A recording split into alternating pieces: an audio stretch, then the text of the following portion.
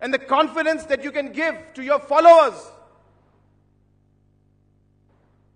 that no matter what, we will not give up.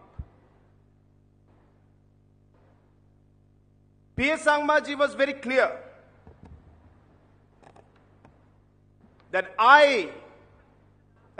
when I say I mean him, I will build a party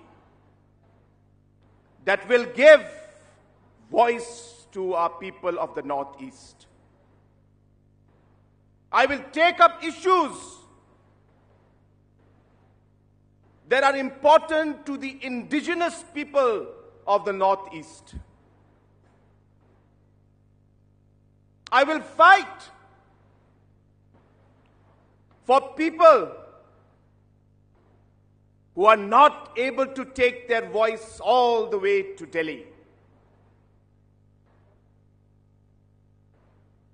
We will bring the people of Northeast, we will bring the people of different indigenous backgrounds, of different minorities together, and we will fight.